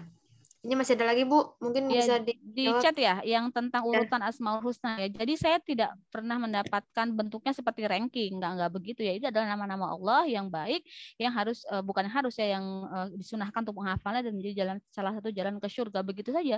Jadi bukan berarti satu nama mengalahkan nama yang lain, tidak begitu. Jadi bukan nama-nama yang bersaing ya. Jadi itu kan pikiran manusia kayak gitu tuh ya, penuh dengan apa sih kekurangan gitu. Kita penuh dengan kontradiksi di dalam diri kita. Nah, hilangkan itu. Jadi bersihkan hati kita bahwa nama-nama Allah ini adalah nama-nama yang Allah ajarkan kepada kita untuk kita pahami bahwa Allah itu pencipta kita seperti ini. Sehingga kita menyembahnya dengan menyebut namanya, kita memohon berdoa kepadanya dengan menyebut namanya, berzikir kepada Allah, memuji Allah dengan nama-namanya. Begitu ya. Jadi bukan ranking, bukan saling mengalahkan, bukan berarti Al-Muhaimin lebih hebat daripada Al-Jabbar misalnya. Mendingan pakai memelihara, jangan pakai Al-Jabbar ya. Tergantung kondisinya lagi apa gitu. Kita mau bagaimana. Makanya dalam hadis boleh disebutkan satu atau semua di dalam doa. Niscaya doa kita akan dikabulkan atau diterima doa kita gitu kan. Ud'uni astajib lakum. Doalah kepadaku, minta sesuatu kepada aku pasti kabulkan. Allah kan udah bilang gitu. Makanya kan kalau di dalam kitab tentang doa ada para ulama mengatakan salah satu penyebab tidak dikabulkan doa atau ditangguhkan doa adalah kita tidak memuji Allah gitu. Kita tidak memuji Allah, lupa memuji Allah, langsung menyampaikan hajat kita. Adabnya doa itu pertama adalah memuji Allah. Yang kedua, menyampaikan sholawat kepada Rasulullah. Jadi jangan sampai berdoa kepada Allah, tapi nggak nyampein sholawat kepada Rasul, ini kegantung doanya. Yang ketiga, membersihkan diri dari dosa. Berarti sebelum doa, bertaubat dulu. Sebelum doa, beristighfar dulu. Sebelum doa, mohon ampun dulu. Gitu. Ya. Terus yang keempat baru doa dengan sungguh-sungguh sampai seakan-akan itu doruri, ya Allah kalau engkau nggak kabulkan kayak gitu loh. Sebagaimana doanya Nabi Muhammad ketika perang perang Badar, doa yang benar-benar sesungguh-sungguhnya, yang benar-benar dari hati, bukan doa yang celelean ya. Minta tapi terserah engkau deh ya Allah, dikasih nggak apa-apa deh. Jangan gitu, itu nggak sungguh-sungguh. Sama tadi ada banyak adab doa seperti tidak boleh terburu-buru, terus mengulang-ulang dengan keyakinan akan dikabulkan. Itu juga penting, jangan suudzon ketika doa. Kayaknya ini mah nggak mungkin ya dikabulin, terlalu besar doanya. Misalnya gitu, nggak boleh kalau doa udah suudzon. Maka Allah SWT menyampaikan bahwa Allah itu sesuai dengan persangkaan hambanya. Kalau hambanya menyangka nggak akan dikabulkan, Allah akan kasih banget ujian itu. Sehingga kita malah semakin buruk pikirannya. Maka jangan suudzon ketika berdoa gitu ya. Termasuk tadi menghindari dosa. Kalau orang minumnya haram, makanannya haram, suka gibah segala macam, berdoa, ya dia nggak akan dikabulkan, ditangguhkan doanya. Makanya bertaubat dulu. Doa itu penting, bertaubat sebelum doa. Jadi memuji Allah gitu ya, menyampaikan sholawat kepada Rasulullah, memohon ampun kepada Allah atas dosa-dosa kita, sehingga jangan sampai dosa-dosa itu menghalangi mustajabnya doa kita gitu ya.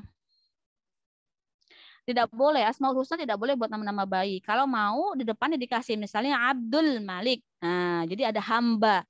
Hamba nggak boleh dipakai Al-Malik, Al-Quddus nggak boleh, haram hukumnya mengambil nama Allah secara langsung. Kalau mau pakai di belakangnya maka depannya diletakkan kata hamba. Misalnya kalau laki-laki Abdun, ya kalau perempuan misalnya ayah ya. Jadi bukan ayah ya, apa ya? Apa kalau perempuan nama budak itu kok jadi lupa kok. Ya adalah misalnya ayah ya. Kalau budak perempuan, kalau laki-laki kan abdun, hamba Allah. Kalau hamba Allah yang perempuan, iya ayah. Ayatun itu hamba Allah yang perempuan, ayatullah, hamba Allah. Tapi untuk yang perempuan, ayatul Malik, ayatul Quddus itu boleh. Gitu. Tapi kalau al Quddus, al Malik nggak boleh, gitu ya. Kalau mau ya Malik nggak pakai al, gitu. Raja, dinamai raja, itu jadi doa, gitu. Bisa juga begitu. Ya, jadi nggak boleh pakai nama-nama Allah secara langsung buat nama bayi ya. Mungkin itu kali ya Mbak Evi, udah 5.30 di Jogja. Saya rasa di tempat lain kalau yang paling lebih barat mungkin lebih cepat ya. Apa namanya? Ya. Oke, alhamdulillahirrahmanirrahim. Nggak kerasa udah selesai ya diskusi kita, forum kita pada sore hari ini. Kita ketemu lagi insya Allah Selasa depan atas izin Allah ya. Semoga apa yang kita pelajari hari ini bisa semakin menguatkan kita, semakin menambah keimanan kita gitu ya, sehingga kita semakin tunduk dan taat kepada Allah gitu. Amin. Oke, tanpa berlama-lama lagi karena insya Allah kalau Jogja bentar lagi azan ya. Di Surabaya sudah azan. Kita dengan membaca istighfar 3 kali, doa kafaratul majelis dan hamdalah. Astagfirullahaladzim. Subhanakallahumma bihamdika asyhadu an la ilaha illa anta. Ya, terima kasih. Mohon maaf apabila banyak kekurangan. Wassalamualaikum warahmatullahi wabarakatuh. Waalaikumsalam warahmatullahi wabarakatuh.